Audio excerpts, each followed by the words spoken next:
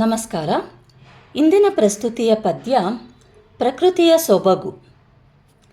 ಬೆಳಗು ಆಗೈತೆ, ಕತ್ತಲು ಓಡಿ ಹೋಗೈತೆ, ಆಗಸದಿ ಕೆಂಪು ಕೇಸರಿ ಬಣ್ಣ ಮೂಡೈತೆ, ಹಕ್ಕಿಗಳು ಮೇಲಕ್ಕೆ ಹಾರಿ ರಂಗೋಲಿ ಹಾಕೈತೆ, ಮರದ ಬಳ್ಳಿ ಗಾಳಿಗೆ ತೂಗಿ ಬಾಗೈತೆ, ಝರಿಯ ಹರಿವಿನ ಝುಳುಝುಳು ಕಿವಿಯ ತುಂಬೈತೆ, ಹೂಗಳ ಘಮ ನಾಸಿಕವ ಸೋಕೈತೆ, ಹಕ್ಕಿಗಳ ಚಿಲಿಪಿಲಿ ಗಾನ ಕಿವಿಯ ತುಂಬೈತೆ, ಪ್ರಕೃತಿಯ ಸೊಬಗು ಸೌಂದರ್ಯ ಕಣ್ಣ ಸೆಳೆದೈತೆ, ಒಟ್ಟಾರೆಯಾಗಿ ಮನವು ಹಿಗ್ಗಿ ಸಂತಸವ ಪಟ್ಟೈತೆ.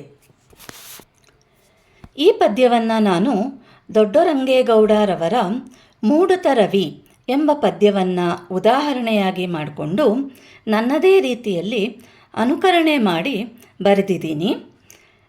ಕೇಳಿ ಹೇಗಿದೆ ಅಂತ ತಿಳಿಸಿ.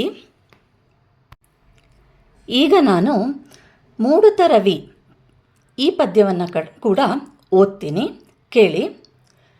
ಮೂಡುತ ರವಿ ರಂಗು ತಂದೈತೆ, ಓಡುತ ನದಿ ಹಾಡು ನೀಡೈತೆ, ಬೆಟ್ಟದ ಮ್ಯಾಗೆ ಕಟ್ಟೆಯ ಮ್ಯಾಗೆ ಗಾಳಿ ತೀಡೈತೆ, ಬೆಳ್ಳಕ್ಕಿ ಸಾಲು ತೇಲಿ ತೇಲಿ ಪಲ್ಲಕ್ಕಿ ತೂಗೈತೆ, ಮಲ್ಲಿಗೆ ತೋಟ ಮಿಂಚಿ ಮಿಂಚಿ ಬೆಳ್ಳಗೆ ಹೊಳೆದೈತೆ, ಕಾಡಿನ ಜಾಡು ಕಂಪು ಇಂಪು ಒಟ್ಟಿಗೆ ಕೂಡೈತೆ ಸವಿದೈತ, ಹಕ್ಕಿಯ ಮೇಳ ಕೂಗಿ ಕೂಗಿ ಹತ್ತಿರ ಕರೆದೈತೆ, ಕುಂಕುಮ ಧೂಳಿ ಮೇಲಕ್ಕೇರಿ ಸಿಂಧೂರ ಇಟ್ಟೈತೆ, ಕಣ್ಣಾರೆ ಕಂಡ ನೋಟದೂಟ ಸಂತೋಷ ಸವಿದೈತೆ.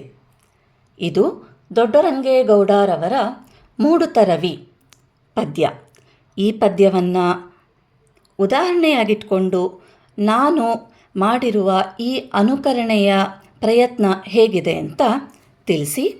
ಧನ್ಯವಾದಗಳು. KNG quotes.